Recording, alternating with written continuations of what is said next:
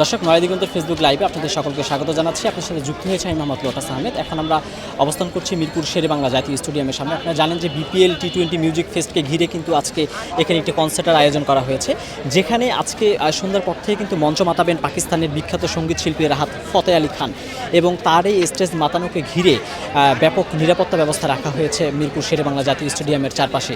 আমি যদি আপনাদেরকে একটু জানিয়ে রাখি যে আজকের এই যে মিউজিক ফেস্ট, সেটিকে ঘিরে আজকে সকাল থেকেই কিন্তু স্টেডিয়ামের চারপাশে যেসব সড়ক, মহাসড়ক এবং গলিপথ রয়েছে সেগুলোর যান চলাচল একেবারেই নিয়ন্ত্রণে নিয়ে নেয় ঢাকা মেট্রোপলিটন পুলিশের সদস্যরা। আমরা দেখতে পেয়েছি যে দুপুরের আগে থেকেই কিন্তু স্টেডিয়ামের চারপাশে সড়ক, মহাসড়কগুলোতে ঢাকা মেট্রোপলিটন পুলিশের সদস্যরা, পাশাপাশি বাংলাদেশ সেনাবাহিনী এবং র্যাপিড অ্যাকশন ব্যাটালিয়ন র্যাবের যেসব সদস্যরা রয়েছে তারা কিন্তু নিরাপত্তা কাজে নিয়োজিত রয়েছে।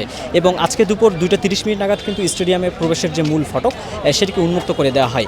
এরপরেই মূলত যারা আজকের এই কনসার্ট দেখার জন্য, অর্থাৎ রাহাত ফতেহ আলী খানের যেসব দর্শক, শ্রোতা এবং ভক্তরা রয়েছে যারা তার গান একবার শোনার জন্য টিকিট সংগ্রহ করেছেন, তাদের কিন্তু চলাচল উন্মুক্ত করে দেয় স্টেডিয়াম কর্তৃপক্ষ। এবং 2:30 নাগাদ গেট খুলে দেওয়া হলে যারা টিকিট সংগ্রহ করেছেন তারা কিন্তু ভিতরে প্রবেশ করতে থাকে। আমি যদি একটু জানিয়ে রাখি যে আমরা দুপুরের কিছুক্ষণ পরে এখানে এসেছি, আমরা দেখতে পেয়েছি যারা টিকিট সংগ্রহ করেছেন তারা কিন্তু লাইন ধরে সারিবদ্ধভাবে স্টেডিয়ামের ভিতরে প্রবেশ করছে। আপনারা দেখতে পাচ্ছেন যে এখনও কিন্তু স্টেডিয়ামের যে মূল ফটক, সেই মূল ফটকের সামনে যারা টিকিট সংগ্রহ করছেন তারা কিন্তু ভিতরে প্রবেশ করার জন্য অপেক্ষমান রয়েছে। পাশাপাশি আপনি এই পাশে দেখতে পাচ্ছেন যে পুলিশের যেসব সদস্যরা রয়েছে তারা কিন্তু স্টেডিয়ামের সামনে তাদের দায়িত্ব পালন করছে। এছাড়া আপনাদেরকে যদি একটু জানিয়ে রাখি যে এবারের যে বিপিএল অনুষ্ঠিত হয়ে যাচ্ছে, এটি কিন্তু দেশের ঘরোয়া ক্রিকেট লিগের 11তম আসর এবারে অনুষ্ঠিত হচ্ছে, এবং এবারের এই আসরে কিন্তু সর্বমোট 60টি দল অংশগ্রহণ করবে। আগামী 30 ডিসেম্বর কিন্তু ঢাকায় বিপিএলের এই প্রথম ম্যাচটি অনুষ্ঠিত হবে, এবং পরবর্তীতে পর্যায়ক্রমে কিন্তু চট্টগ্রাম এবং সিলেটে দ্বিতীয় এবং তৃতীয় ধাপের খেলার উদ্বোধন করা হবে। আমি শুধু আপনাদেরকে এখন একটু জানিয়ে রেখেছি, আপনারা দেখতে পাচ্ছেন যে মিরপুর শেরেবাংলা স্টেডিয়ামের যে 1 নম্বর যে প্রবেশপথটি রয়েছে, সেই প্রবেশপথের সামনেই সড়ক কিন্তু একেবারে নিস্তব্ধ, শুধুমাত্র যারা হেঁটে চলাচল করছে তারা এসে। আপনি দেখতে পাচ্ছেন যে একজন দর্শক, রাহাত ফতেহ আলী খানের একজন ভক্ত, যিনি এক পা বিহীন, সে কিন্তু আজকে তার এই খেলার দেখার জন্য এখানে এসছে। আমরা একটু তার সাথে কথা বলতে চাই। ভাই, আপনি তো খেলা দেখতে এসছেন, কেমন লাগছে আপনার? জি আলহামদুলিল্লাহ, ভালো লাগছে। কেন এসছেন?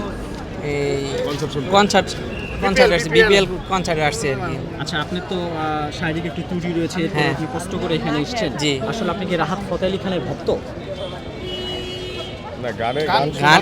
গানের ভক্ত আর কি। আমি গানের ভক্ত দেখে আসছি আর কি, ছুটে আর কি, যে আজকে অনুষ্ঠানটা দেখবো। নিজের কাছে অনেক আনন্দ লাগছে আর কি। আচ্ছা, আজকের এখানকার স্টেডিয়ামের আশেপাশে যে পরিবেশ কেমন লাগছে আপনার কাছে? ভালো লাগছে, সিকিউরিটি খুব ভালো, মানে পরিবেশটাও খুব ভালো লাগছে।